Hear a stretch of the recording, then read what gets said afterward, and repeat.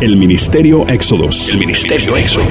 Presenta su programa Quitando los tropiezos de mi pueblo. Así dice el Señor: pondré plomada de albañil sobre mi pueblo.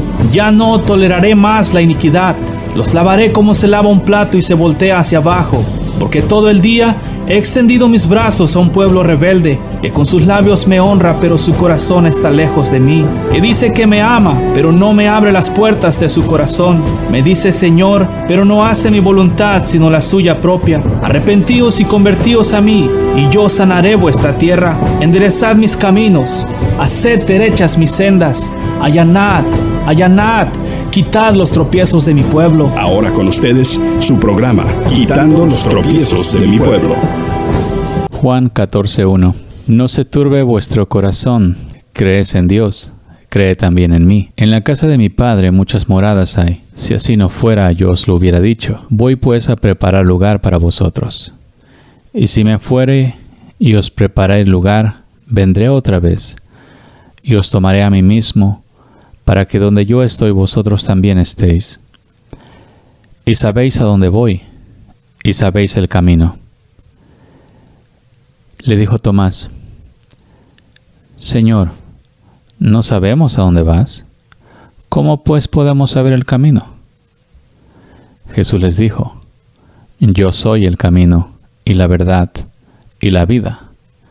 Nadie viene al Padre sino por mí. Si me conocieseis, también a mi Padre conoceríais. Y desde ahora le conocéis y le habéis visto. Felipe dijo: Señor, muéstranos al Padre y nos basta. Jesús les dijo: ¿Tanto tiempo hace que estoy con vosotros y no me habéis conocido, Felipe? El que me ha visto a mí, ha visto al Padre. ¿Cómo pues dices tú, muéstranos al Padre? ¿No crees que yo soy en el Padre y el Padre en mí? Las palabras que yo os hablo, no las hablo por mi propia cuenta, sino que el Padre que mora en mí, Él hace las obras. Creedme que yo soy en el Padre y el Padre en mí. De otra manera, creedme por las mismas obras. De cierto os digo, el que cree en mí, las obras que yo hago, Él las hará también, y aún mayores hará, porque yo voy al Padre. Y todo lo que pidieres al Padre en mi nombre, lo haré, para que el Padre sea glorificado en el Hijo. Si pidieres algo en mi nombre, yo lo haré. Si me amas, guardad mis mandamientos. Y yo rogaré al Padre y os dará otro Consolador para que esté con vosotros para siempre. El Espíritu de verdad, el cual el mundo no puede recibir porque no le ve, ni le conoce, pero vosotros le conocéis, porque mora con vosotros y estará con vosotros. No os dejaré huérfanos, vendré a vosotros. Todavía un poco y el mundo no me verá más, pero vosotros me veréis porque yo vivo, vosotros también viviréis. En aquel día conocerán que yo estoy en mi Padre y vosotros en mí y yo en vosotros. El que tiene mis mandamientos y los guarda, ese es el que me ama, y el que me ama será amado por mi Padre, y yo le amaré y me manifestaré a él. Le dijo Judas, no el Iscariote: Señor, ¿cómo es que te manifestarás a nosotros y no al mundo? Respondió Jesús: El que me ama, mi palabra guardará, y mi Padre le amará, y vendremos a él y haremos morada con él. El que no me ama, no guarda mis palabras, y la palabra que habéis oído no es mía, sino del Padre que me envió. Os he dicho estas cosas estando con vosotros, mas el Consolador, el Espíritu Santo, a quien el Padre enviará en mi nombre, Él os enseñará todas las cosas y os recordará todo lo que yo os he dicho. La paz os dejo, mi paz os doy, yo no os la doy como el mundo la da. No se turbe vuestro corazón ni tenga miedo. Habéis oído que yo os he dicho, voy y vengo a vosotros. Si me amaras, os habría regocijado, porque he dicho que voy al Padre, porque el Padre mayor es que yo. Y ahora os lo he dicho antes que suceda, para que cuando esto suceda creas. No hablaré ya mucho con vosotros, porque viene el príncipe de este mundo, y él nada tiene en mí. Mas para que el mundo conozca que amo al Padre, y como el Padre me mandó, así hago, levántense, vámonos de aquí.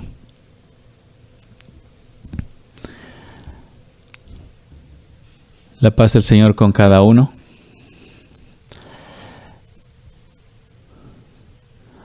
Gracias a Dios y a su bendita misericordia.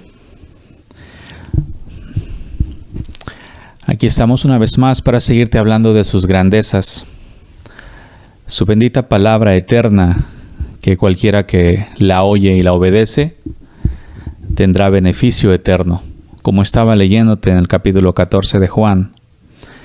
Cosas que el Señor de antemano dejó escritas para todos y cada uno, para que aquellos que de verdad quieren seguir la voluntad de Dios y caminar como Él, hagan tal como Él mandó.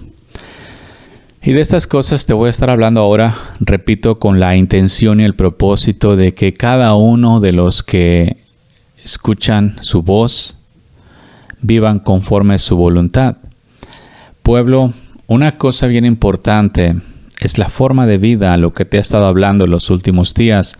De eso estamos tratando en esta serie que tiene como nombre La vida, la verdad.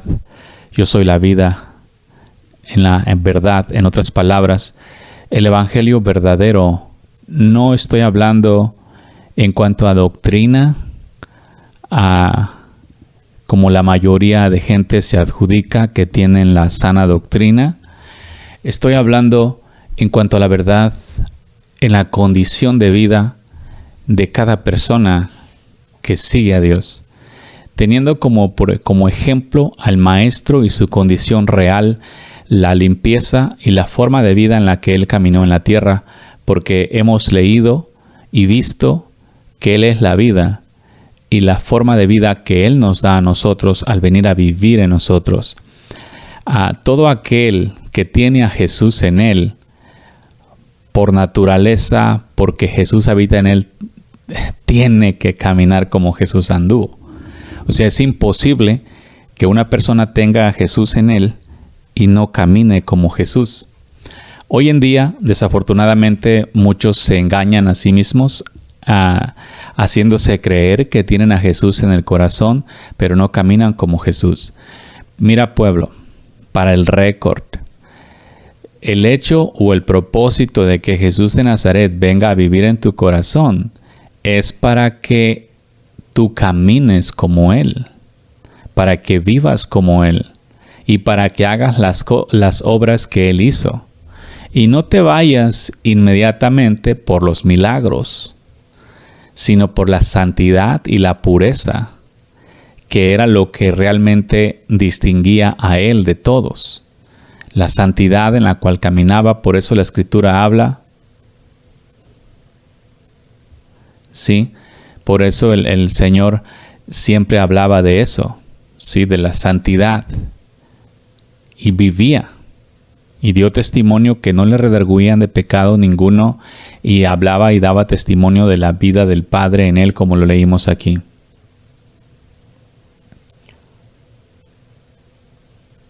¿Están claros? Empezamos el versículo 1 del Evangelio de Juan 14, en lo que te acabo de leer. Vamos a ir a través de ello para irnos entendiendo específicamente. Otra vez no te voy a explicar cosas diferentes, ya está escrito. Simplemente abrirlo para que lo entiendas, lo veas, para que sepas. Y esto es más por causa del entendimiento entenebrecido que se tiene hoy en día. Una vez que el Señor Jesús te abra los ojos, estas cosas las puedes ver tú mismo en la Escritura, porque nadie me puede decir que el Señor Jesús llama a las personas para que continúen siendo pecadores. O sea, estamos hablando de una vida real. Fíjate, capítulo 14, verso 1, no se turbe vuestro corazón. Creen en Dios, cree también en mí. ¿Sí? En la casa de mi Padre muchas moradas hay. Si no fuera, yo os lo hubiera dicho. Voy pues a prepararos lugar para vosotros. En otras palabras, ya eso ya lo sabemos, el Señor quiere que se crea en Dios, pero también que se crea en Él. O sea, Jesús quiere que crean en Dios, pero que también crean en Él, ¿sí? Porque realmente el Padre le dio la autoridad al Hijo para todo, así como Faraón se la dio a José en aquellos días en la tierra, así también el Padre puso todo bajo los pies del Hijo, excepto Él mismo. Así que crean en el Padre, pero también crean en Jesús. Así que tengan mucho cuidado con las diferentes doctrinas que eliminan a uno o al otro, o que hacen de los dos uno. O sea, hay doctrinas, por ejemplo, los trinitarios hacen de los dos o de los tres uno solo. Los unicitarios eliminan a todos y dejan solamente a Jesús como uno solo. Prácticamente es la misma herejía. A los trinitarios el Padre es uno y los tres en uno. Jesús solos tienen la herejía de los tres son uno, pero en Jesús. O sea, es el mismo error, pero los trinitarios en el Padre son uno y los unicitarios en Jesús son uno. Entonces, prácticamente es el mismo mal. Entonces, no entienden la separación que existe entre el Padre y el Hijo como espíritus y la unidad que existe entre ellos. Simplemente no la pueden entender. Fíjate, la unidad que Jesús, Él nos explicó en un momento dado, en otro lado, dice, para que así como tú y yo somos uno, así ellos sean uno.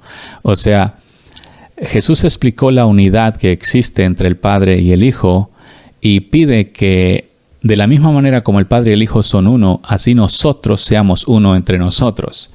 Entonces, la unidad es totalmente diferente a como la han entendido tanto los unicitarios como los trinitarios. Y otra vez, mismo error, diferente congal, diferente lugar de congregación corrupto. Entonces, tienes que creer en el Padre, pero también tienes que creer en el Hijo. Esto lo dijo Jesús de Nazaret. Y ahí lo puedes leer en Evangelio, capítulo 14 de Juan, versículo 1. No se turbe vuestro corazón. Creéis en Dios, creed también en mí. ¿Sí? Entonces es bien importante que entiendan. Y así es, Silvia, muchos han pensado que soy de solo Jesús. Cuando el Señor vino a mí, yo no conocía de religiones ni nada. Y en realidad, cuando quise conocer, me dijo que no conociera, que solo lo conociera a Él. Entonces, así me he mantenido. Tengan mucho cuidado. No, ni trinitarios, ni unicitarios, ni nada. Aquí las cosas son como están escritas. Y si Jesús de Nazaret dice, creéis en Dios, creed también en mí, así que se haga. Entonces, en la casa de mi Padre hay muchas moradas.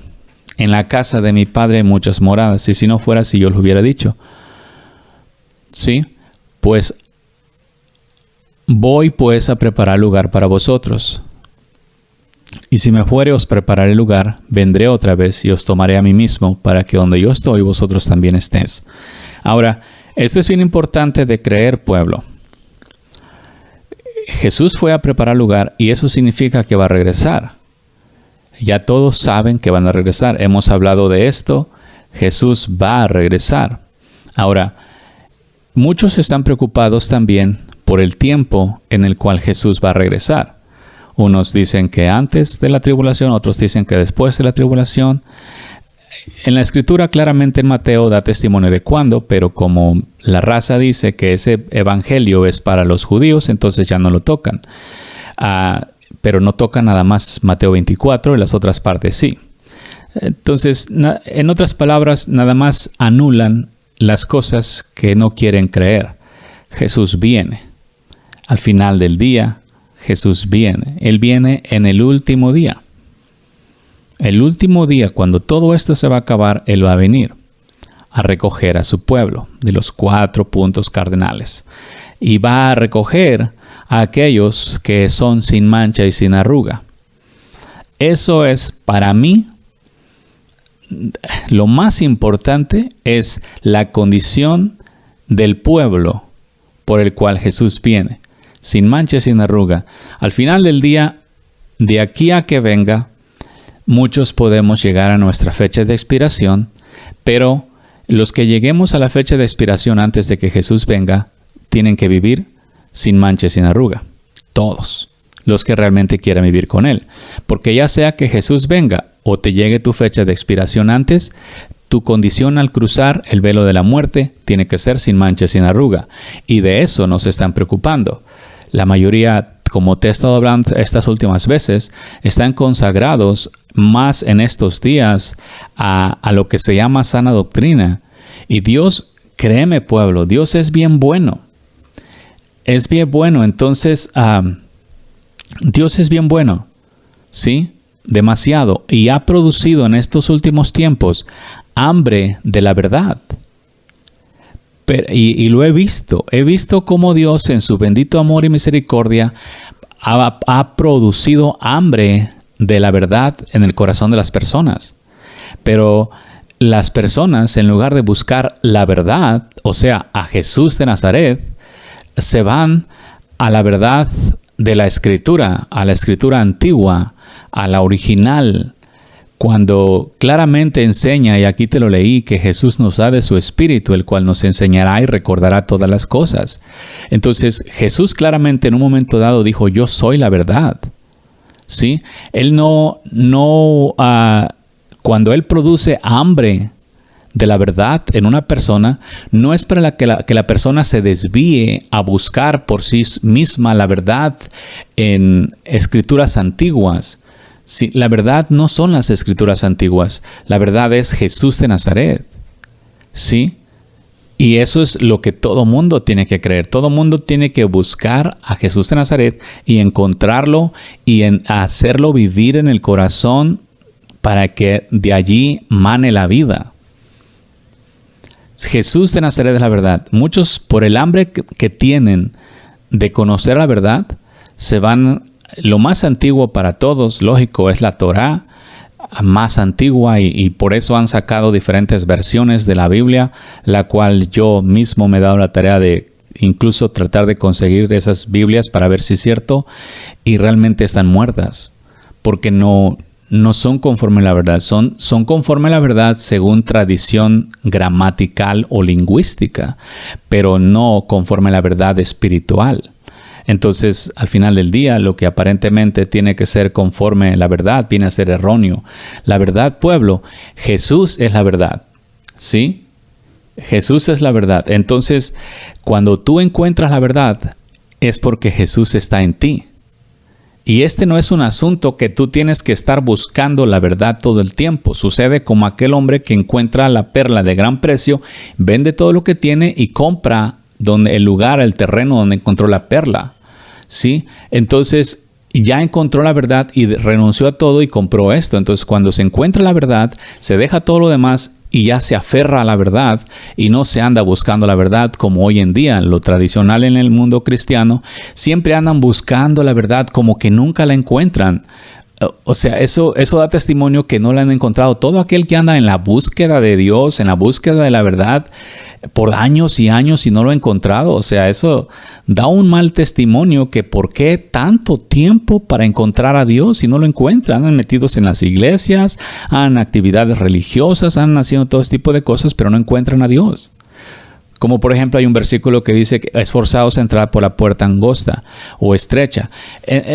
Ese versículo solamente tienes que toparte esa condición una vez en tu vida, porque una sola vez vas a cruzar por esa puerta. No tienes que todo el tiempo estar esforzándote a estar entrando por esa puerta, pero nunca entrando en realidad. O sea, en el cristianismo el evangelio siempre se ve desde un punto de vista perdido, desde un punto de vista donde nunca ha alcanzado nada, donde siempre están buscando a Dios, donde siempre están buscando entrar al reino y realmente no entran. O sea, realmente eso da testimonio para sí mismos que es un pueblo que siempre se mantiene fuera del reino. Porque si la Escritura dice esforzados a entrar por la puerta estrecha, siempre se están esforzando para entrar por esa puerta, pero nunca entran. O sea, aquí tiene que ser un hecho de un momento dado en el cual encuentras la puerta estrecha y te metes. Si igual tienes que meterte de ladito o como sea, pero te metes una sola vez. El estrechor de la puerta es solamente mientras lo cruzas o la cruzas, no es un asunto en forma para adelante. Como he dicho antes, si bien el camino es angosto, no por el hecho de que sea angosto es difícil de caminar. Yo, por ejemplo, aquí a donde yo vivo ahora en este tiempo, los caminos son muy anchos para los carros y eso. Pero allá en el rancho donde vivía, los caminos, había carreteras, lógico, pero también había caminos donde se caminaba por los barbechos y los caminos eran escasos 16 pulgadas o 12 pulgadas de ancho, lo que sería como unos tal vez 30 centímetros por ahí.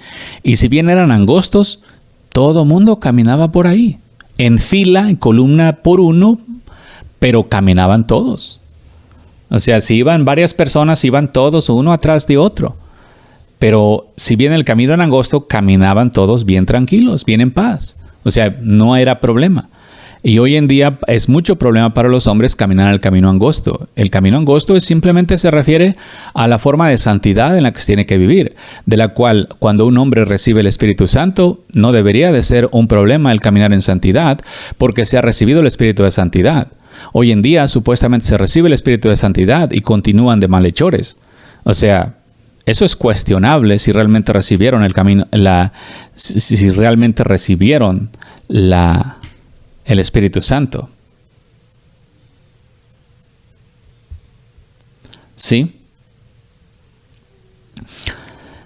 Si me fuere, sabemos que va a venir, porque Él quiere que estemos donde Él está. Si bien nos viene para llevarnos, para que estemos donde Él quiere que esté, donde Él está, para que estemos donde Él está, también nos dejó una condición, que Él viene por un pueblo sin mancha, sin arruga. Entonces, sin mancha y sin arruga es un requisito.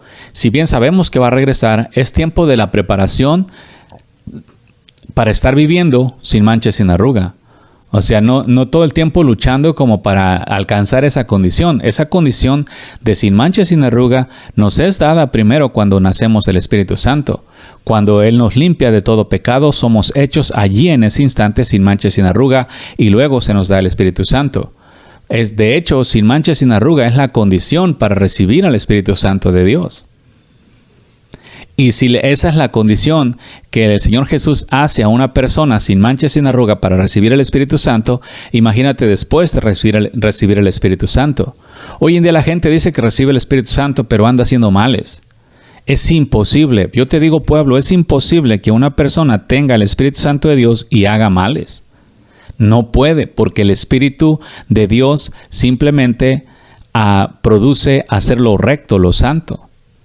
Cuando una persona voluntariamente nace del Espíritu de Dios y se entrega a vivir en santidad, es imposible que se desvíe.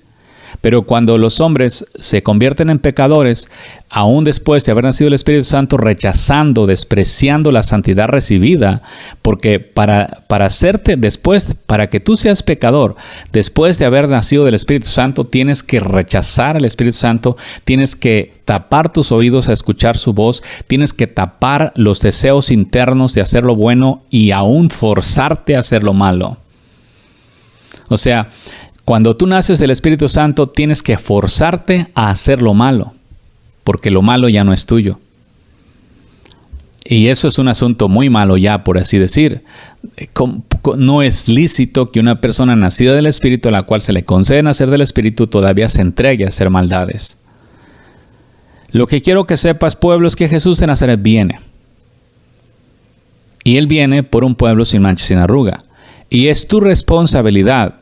Aquí no importa, yo te digo, y te lo he dicho muchas veces, te lo repito una vez más, tu religión, o dime tú, ¿qué religión en la tierra?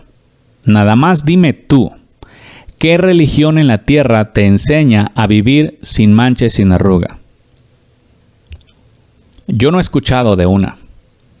Los cristianos que todo el tiempo se adjudican a sí mismos como hijos de Dios y todo el tiempo se enojan porque dicen que les estoy tirando, los cuales, si verdaderamente son hijos de Dios, deberían de enseñar al pueblo a vivir sin mancha y sin arruga, y ustedes son los que enseñan a los hombres a vivir en pecado, enseñándoles que nadie puede ser perfecto, que nadie puede ser santo, que solamente santo es Dios y que mientras estén en la tierra van a andar pecando.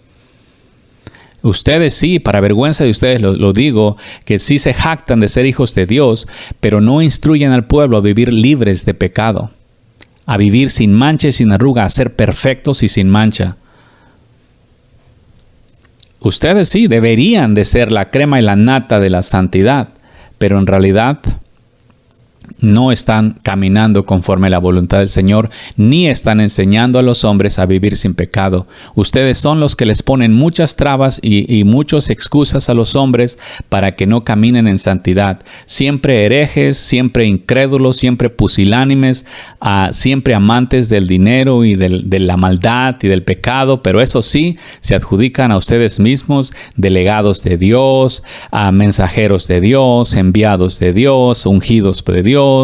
En fin, todos los títulos santos existentes, habidos y por haber, se los ponen, pero en realidad enseñan al pueblo a vivir mal. Y tu pueblo no eres víctima, eres cómplice, porque también te gusta la paganería y en lugar de vivir una vida en santidad, sin pecado, también buscas vivir con pecado. Porque es sorprendente la cantidad de gente que juega al ignorante en cuanto a pecado se refiere, porque no me van a decir que no saben que es pecado. Y pecan con alevosía y ventaja haciéndose los ignorantes al respecto cuando ya saben lo que es bueno y lo que es malo. Porque es imposible que una persona que nace del Espíritu no sepa lo que es bueno. Y es imposible aún ahorita en este mundo que no se sepa lo que es bueno y lo que es malo. Ya lo saben. Todo mundo sabe, por ejemplo, que decir mentiras es malo y como quiera lo hacen. Todo mundo sabe que codiciar al hombre o la mujer de tu prójimo es malo y como quiera lo hacen. ¿Sí? Todo mundo sabe que pelear con el prójimo es malo y como quiera lo hace. O sea, ya saben lo que es malo, pero aún con el conocimiento de lo que es malo, aún así continúan haciéndolo. Porque están esperando que Dios venga a quitarles la maldad, cuando es tu responsabilidad el despojarte de lo malo, porque tú tienes mandamiento de quitarte la maldad de ti. ¿Cómo se quita? Dejando de hacerla. Nada más así. Elizabeth Ortiz, entonces la escritura 7 veces cae y 7 veces se levanta. Bueno, si un justo se pone negligente, eso es igual como si alguno pecare, abogado tenemos. Dios no está buscando que el hombre justo al pecar, ya sea condenado, sino que se muestra la misericordia de Dios aún, que si un justo cae, se levanta. Pero hoy en día vemos personas que caen 1 vez, 2 veces, 3 veces, 4 veces, 5 veces, 6 veces, 7 veces, 8 veces, 1000 veces y siguen cayendo. Y luego dicen que son justos. Ese no es un justo. ¿Sí? Un justo no se queda embriagado. Cuando un justo, vamos a decir un justo, comete un error por negligencia y peca. Vamos a ver por ejemplo el asunto de David. David se puso el tiempo de guerra, en lugar de irse a la guerra, se quedó en la casa. Ok, andaba merodeando por ahí, miró la piel a Betsabé y se puso a contemplar la hermosura y cayó en la tentación y mandó traerla. Este hombre ni siquiera cuenta se dio de lo malo que hizo hasta que vino Natán y le explicó y le dijo: ese hombre eres tú. Entonces David, he pecado. ¿Sí? Se compungió y le dolió en su corazón el haber hecho eso. ¿Sí lo ves? Ahí tenemos a un justo que cayó porque no se dio cuenta, pero le avisaron y se apercibió inmediatamente y inmediatamente se puso a cuentas con Dios. Esa no es la condición de los hombres hoy en día. Los hombres hoy en día utilizan el versículo ese de 7 veces cae el justo y 7 veces se levanta como una excusa para estar pecando. O también utilizan el versículo de Juan donde dice, si alguno pecare, abogado tenemos. No entienden que si alguno pecare, no es una forma de vida, no es que tiene que suceder. El abogado es por la bondad y misericordia de Dios, que está buscando que ya los santificados, si se pusieran negligentes y pecaran, no terminaran en el infierno, sino que hubiera todavía una oportunidad para ellos. Sin embargo, hoy en día esos versículos son utilizados para andar pecando como caballos desbocados, como una excusa, como una libertad para pecar contra Dios. Como quiera tenemos abogado, para andar pecando como quiera el justo cae 7 veces y 7 veces se levanta. O sea, el asunto es, de 7 veces habla de la persistencia de una persona en no quedarse embriagada en la maldad. Pero la mayoría de las personas que hoy en día pecan y se llaman a sí mismos justos, se pasan cometiendo día tras día los mismos pecados. Sin embargo, así se llaman a sí mismos, se llaman justos. Pero no lo son. ¿Por qué? Porque no tienen la persistencia de un justo, el desprenderse del pecado en el momento que se dan cuenta que cayeron en él. ¿Sí? Eso lo tienen que hacer si realmente son justos. Un justo jamás se queda. Si un justo cae en pecado, jamás se queda en el pecado. El momento que despierta, el momento que alguien le dice, hey, pecaste, en ese momento se levanta. Hoy en día a ustedes se les dice que pecaron y se dan por ofendidos, se hacen las víctimas, los lastimados, los dañados, los ofendidos otra vez, y no hay amor. Eso no es un corazón de un justo. David no se puso en esa condición de, uy, me estás ofendiendo, yo soy el rey, me estás faltando el respeto, me estás condenando, me estás acusando, me estás criticando, estás hablando mal de mí. Cuando el profeta vino a decirle, ese hombre eres tú, cuando le puso el pecado en su cara, no se hizo la víctima para nada. Eso es el corazón de un justo. Un justo que había pecado sin darse cuenta del error que cometió, lo que hizo, a tal grado que llegó. Esa es la condición de uno. Hoy en día se les dice lo malo que están haciendo y simplemente se hacen las víctimas, los sufridos, los ofendidos, los lastimados, ¿sí? Los que no son amados, los incomprendidos. O sea, ese no es un corazón de una persona justa, es un corazón de un pusilánime que no quiere vivir conforme a la voluntad del Señor y pues por esa manera se hace en esa condición mala. ¿Sí? Entonces, bien importante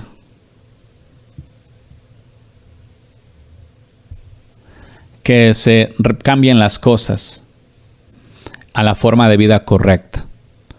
Un hijo de Dios, les pongo de esta manera, un hijo de Dios nunca va a buscar permanecer en el pecado, ni va a buscar excusas para andar en el pecado. Vamos a agarrar, por ejemplo, el asunto del hijo pródigo. De alguna manera se le metió en la mente que ya estaba en edad, pidió la herencia y se fue. Por allá se dio cuenta de que había pecado, volvió en sí. ¿Y qué hizo? Volvió a la casa de su padre. Hoy en día, las personas se van de Dios por X, Y, de repente se entregan a la carne y terminan carnales. ¿Sabes qué? Ya me voy. Cuando andan allá, en el pecado, en la maldad, se hacen las víctimas y quieren que un pastor terrenal vaya a buscarlas. Mira, ven, regresa al camino, mira, vuelve a Dios. El hijo pródigo nadie fue a buscarlo. Y yo les digo a ustedes, todos ustedes que se hayan descarriado de Dios, que se hayan apartado de Dios por X o Y, específicamente por su carne, por causa de tus deseos carnales, a quien tú le hayas echado la culpa de la razón que te vas, esa es la excusa. ¿Sí? Pero siempre te vas, todos los que se van de Dios se van por deleites carnales. Encuentran excusas para a quien echarle la culpa y así no ser los culpables, pero todo mundo se va por su propio deseo. Así que todos ustedes que se apartaron del Señor Jesús y se fueron tras sus deseos carnales, no estén allá de delicados, de sensibles, esperando a que alguien vaya a buscarlos y los traiga. Así como agarraron sus maletas y se fueron, así vengan y regresen a Dios. No estén esperando que alguien los busque, porque no esperaste que nadie te invitó a la maldad. Tú solo sacaste la maldad de tu corazón y te fuiste tras la maldad y ahora estás esperando que vayan a buscarte haciéndote, yo soy la oveja perdida. No, tú no eres oveja perdida. Eres una oveja que se desvió del camino por su propio deseo y que bien conoces el camino de regreso. Oveja perdida es aquella que nunca ha venido al camino. A esa se tienen que traer, pero todos los descarriados que por voluntad propia se fueron de Dios, se apartaron y se fueron tras sus malos caminos, ya conocen el camino y ya saben que Jesús es el camino y pueden regresar a Él y deben regresar a Él por su propia vida. No estén esperando que los vayan a traer.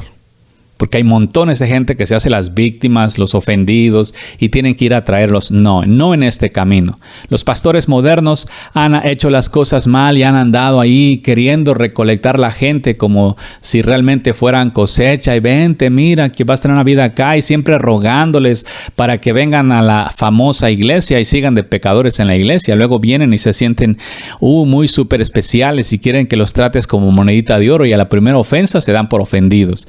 No, este camino no es para que te chiqueen, no es para que tú seas la monedita de oro. Este camino es para tu salvación y a ti te debe importar tu propia salvación. ¿Sí? Porque a ti te la está dando, no es para que te sientas así, el muy amado por todos, el que te consienten y te cumplen todos los deseos de corazón y que te ayudan y que te buscan y que te apapachan y que te traen y que te cuidan y que te aman y lo que tú quieras. Aquí está, es tuyo hasta la mitad del reino. Eso no funciona aquí, pueblo. Han estado enseñados mal, ¿sí? Este camino, Jesús de Nazaret murió por amor a ti, y si tú lo rechazas, tú vas a tener condenación. Nos entendemos, por eso Jesús les dijo, y sabéis a dónde voy, y sabéis el camino. Ya saben, todos ahorita saben que Jesús de Nazaret es el camino. Porque estoy hablando a un pueblo que ya ha estudiado las Escrituras, que ha caminado de una u otra forma en cualquier religión en el Evangelio y sabe que Jesús es el camino, y de la manera que lo haya seguido, aunque lo haya seguido mal, hoy es tu oportunidad de seguirlo correctamente, porque el camino se vive en santidad. Y todo aquel que no viva en santidad no está en el camino, pero por eso Dios te está hablando ahora, para que si te das cuenta que tú no estás caminando en el camino correcto, camines en el camino correcto. Aquí no estoy hablándote de una religión verdadera, sino que te estoy hablando de la condición de vida que tú tienes que vivir delante del Padre. ¿Sí? En santidad, esa es tu religión verdadera, vivir como está escrito. La religión verdadera es esta, que vivas sin mancha de contaminación y del pecado del mundo, y que ayudes a la viuda del huérfano en sus tribulaciones. Esa es la religión verdadera. Primero la santidad, en otras palabras, santidad y misericordia. Si nos entendemos, santidad y misericordia, y es un asunto personal. Aquí no estamos hablando de religión verdadera y vente para acá porque somos la religión verdadera. No, estoy hablando de la forma de vida individualmente que tú tienes que vivir delante del Padre, aunque tú y yo nunca nos conozcamos así personalmente. Es tu responsabilidad delante de Dios si es que realmente quieres salvación. ¿Nos entendemos? ¿No estamos viendo, pueblo? Bien importante. ¿Sí? Jesús es el camino. No pienses, no te imagines un camino literal en el piso. Es la forma de ser. Él vino y nos mostró el camino, por eso le dijo Tomás, Señor, no sabemos a dónde vas, ¿cómo pues podemos saber el camino? Jesús le dijo, yo soy el camino, yo soy la verdad. Dice, yo soy el camino, la verdad y la vida. Nadie viene al Padre sino por mí. Ok, hay que entender eso bien, porque ese es uno de los versículos más famosos. Juan 14:6, yo soy el camino, la verdad y la vida. Y ahí lo dejan. No le continúan que nadie viene al Padre sino por mí. ¿Sí? ¿Qué significa yo soy el camino? Es la forma de ser. Los tres, camino, verdad y vida, es prácticamente una sola cosa. ¿Sí? El camino manifiesta la forma de ser conforme a la verdad y eso produce vida. Todo aquel que es conforme a la verdad tiene vida eterna. El camino es la forma de ser, la forma de conducirse de una persona. Nuestro camino se manifiesta en la manera que somos. lo que sale de nuestro corazón, en nuestro diario vivir, no en la religión a la que perteneces, no a la congregación de la cual eres miembro. Eso no es el camino, porque la raza se pone en sus famosas iglesias, el camino, la verdad y la vida, o la iglesia verdadera de Jesús, o cuántas cosas se acomodan. Pero no, el camino, Jesús es el camino, la verdad y la vida, y se manifiesta, yo lo manifiesto en la forma de ser, ¿sí? Viviendo sin pecado, ¿sí? Siendo verdadero en todo y produciendo siempre vida. Todo viene del corazón. No es un asunto externo. Sí, porque hoy en día, como te he dicho, se adjudican a sí mismos que están en la verdad, pero no se fijan lo que están produciendo. Muchos producen maldad. La mayoría, la forma de vida en el cristianismo hoy en día, todos somos pecadores. Eso claramente enseña que no están en el camino, porque el camino nunca pecó. Jesús nunca hizo pecado. Por lo tanto, los que dicen que están en el camino o que están en la verdad y producen pecado, no están en el camino. No son del camino. Porque el camino nunca produce pecado. El camino es los pasos que vas dando. Y yo no veo a Jesús de Nazaret dar pasos de pecado, o que haya pecado, o que estuviese pecando aquí y allá. ¿Sí? Ellos no conocían el camino porque estaban esperando así como ver, a ver dónde vamos, como si yo tengo que ir a Monterrey, pues tengo que conocer el camino para ir a Monterrey, ¿no? Ellos pensaban así, los discípulos, pero Jesús le estaba diciendo diferente. Nadie viene al Padre sino por mí. En otras palabras, Jesús de Nazaret tiene que vivir aquí adentro de todos los que de verdad sigan a Dios, los que quieran seguir a Dios. Por eso, y luego dicen muchos, no, yo sí quiero, pero Dios no me da. Hay un requisito. Bienaventurados los que tienen hambre y sed de justicia, porque ellos serán saciados. Hoy, muchos quieren alcanzar la verdad, quieren conocer la verdad, pero no quieren la justicia. Piden a Dios, ven y lléname, hazme de nuevo, en fin, fórmame a tu imagen y semejanza, pero no quieren la justicia, la santidad. ¿Sabes tú, pueblo, que para mi sorpresa una de las cosas más odiadas por los hombres es la santidad? ¿Cómo defienden el pecado, men? Lo defienden como gatos boca arriba. Es sorprendente cómo los hombres defienden, bíblicamente defienden el pecar. Y les digo, no, yo no defiendo el pecado. Todo aquel que busca excusas bíblicas para pecar o derecho de pecar, o que se agarran de los versículos como estábamos hablando hace un rato de 7 veces cae el justo, no hay ni uno bueno, porque abogado tenemos, y que cualquier versículo que se agarre en la Escritura para andar de pecador está defendiendo el pecado porque quiere caminar en el pecado. Ponlo como lo pongas, acomódalo como lo acomodes, defiéndete como tú defiendas, la realidad es esa. Estás defendiendo tu vida pecadora. Y mucha gente me dice, no, yo estoy de acuerdo que hay que vivir en santidad, pero está defendiendo el pecado. Porque habita en pecado, porque le gusta el pecado, y así nunca van a ser saciados de justicia. Porque hay un requisito, bienaventurados los que tienen hambre y sed de justicia, porque ellos serán saciados. ¿Sí? Jesús dijo claramente, yo soy el camino. Repito, Jesús, ¿cómo lo puedo poner? Jesús es el camino. Él viene a vivir en mí, la verdad en mí, la vida en mí. Entonces, de allí, de adentro, se manifiesta lo verdadero, la rectitud del camino y las obras que producen vida. Las obras de justicia todas producen vida. ¿Sí? Ahí es donde les aconsejo a todos caminar. Recuerden, yo no estoy hablándote de religiones verdaderas. Estoy hablando de tu condición. Si quieres vivir como Jesús de Nazaret, tienes que tener a Jesús de Nazaret adentro. Y la única manera para que tú tengas a Jesús de Nazaret adentro de ti, tienes que tener hambre y sed de justicia. Todo aquel que no tenga hambre y sed de justicia, realmente no va a recibir nada. Y hay muchos de ustedes que piensan que tienen hambre y sed de justicia y se engañan a ustedes mismos cuando no la tienen. Es fácil.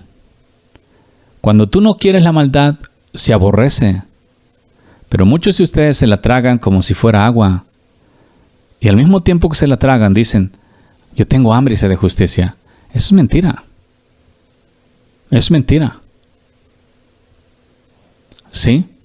Yo recuerdo en mis días cuando yo me tragaba la maldad, y lo he dicho más de una vez, me la tragaba porque sentía como, allá no sé si ustedes lo vieron alguna vez en sus vidas, pero allá en el rancho cuando los gatos no querían comer, les apretaban la cola y los gatos se ponían ahí bien bravos, pero trague y trague.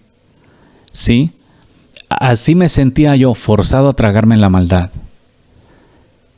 Y hazte cuenta que, porque me habían enseñado, a mí también, aunque en un poquito tiempo que caminé con los cristianos, me enseñaron sus herejías. Me enseñaron también que no se puede vivir sin pecado. Entonces, yo había aprendido que sí se puede vivir sin pecado, pero ellos han dicho que no. Entonces, por un lado, me confundí al respecto y pensé que tenían la razón. Entonces, había aceptado esa herejía y no quería pecar. Y yo sentía como que cada vez que me topaba el pecado delante de mí, le pedía, Señor, por favor, que no peque, no quiero pecar. Ahí viene el pecado, no quiero pecar, ayúdame. Y muchas veces, porque yo creía que una vez que se me parecía el pecado enfrente, tenía que tragármelo. Así era mi vida. Yo, como me habían enseñado que el pecado, pues una vez que se te aparece no tienes opciones, tienes que tragártelo. Entonces, muchas veces lo miraba venir y le decía, Padre, ahí viene el pecado, no me lo quiero tragar, no quiero pecar contra ti, ayúdame. Y Dios en su bendito amor y misericordia me ayudaba y eso me hacía pensar que así tenía que ser. Pero desafortunadamente el pecado, ¿sabe? En este mundo hay mucho. Entonces me lo topaba muy frecuente. Y me lo comía. Me lo comía porque sentía que tenía que tragármelo. Ya cuando venía me sentía como atado de manos, que ya no podía hacer nada, tenía que tragármelo.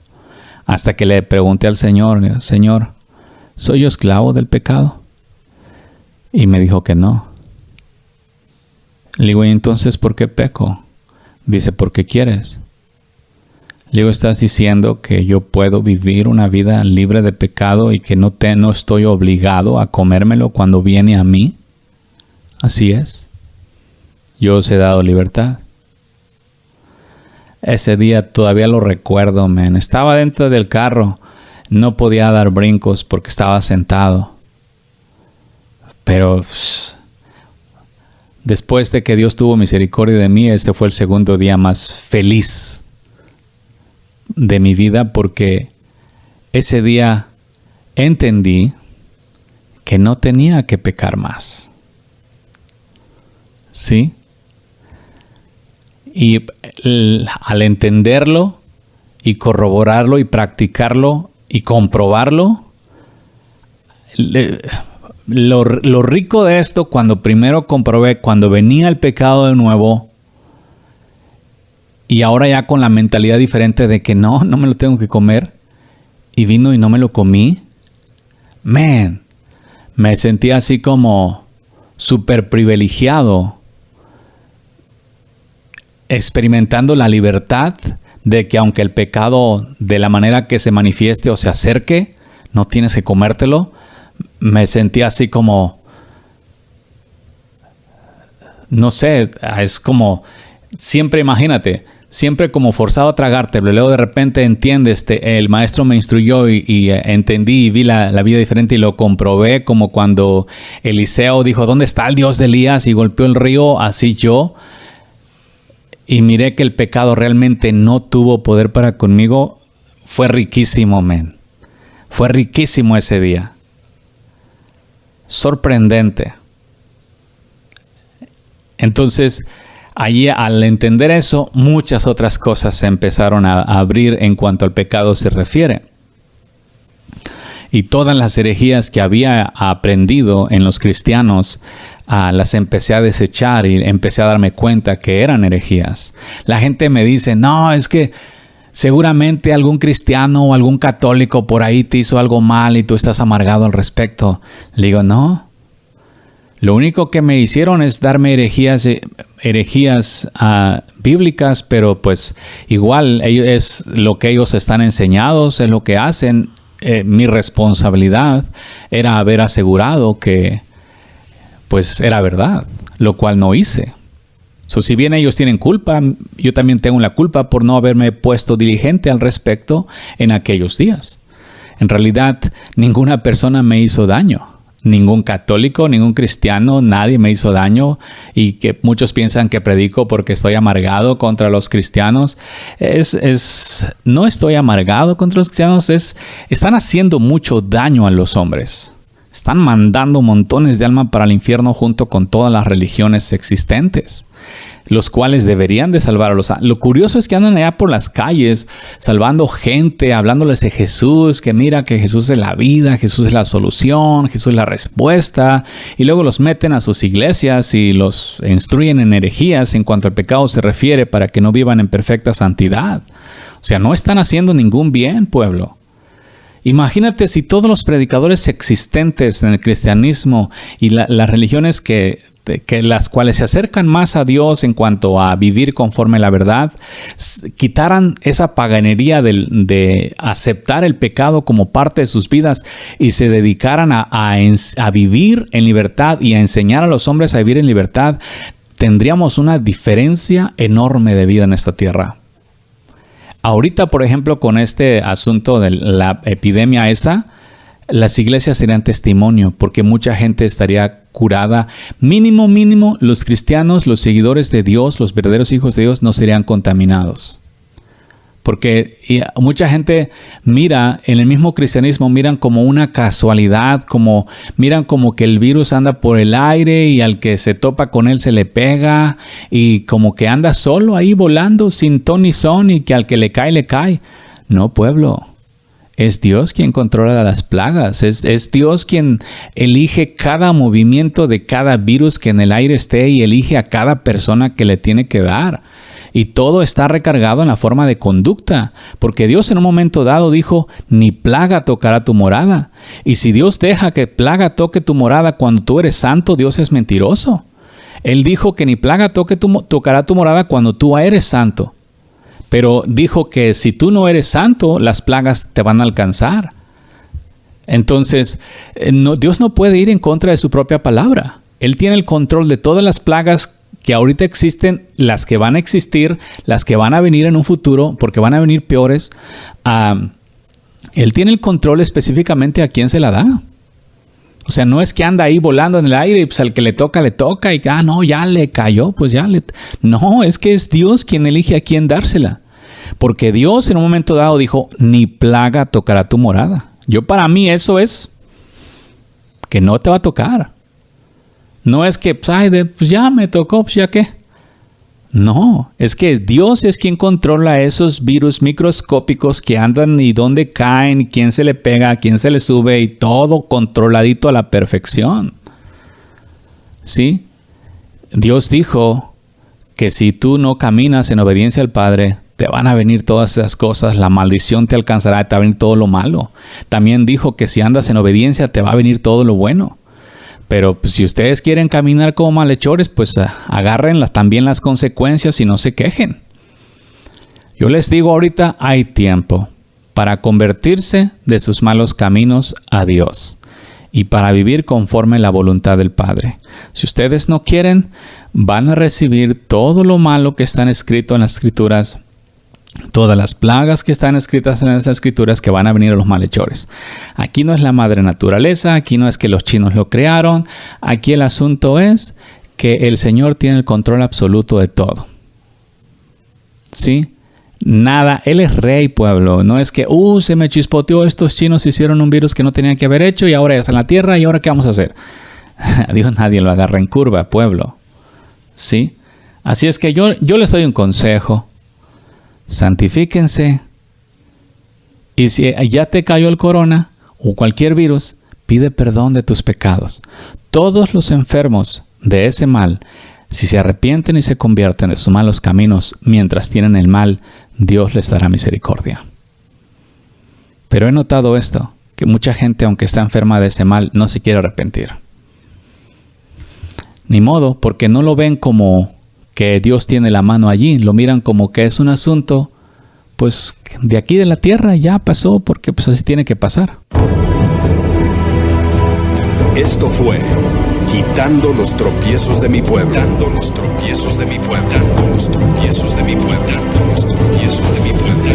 Puedes contactarnos al 512-215-1977 o escríbenos un correo electrónico a uncamino@me.com. También puedes visitar nuestra página de internet en www.ministerioexodos.org. Ministerios Éxodo. Quitando los tropiezos de mi pueblo.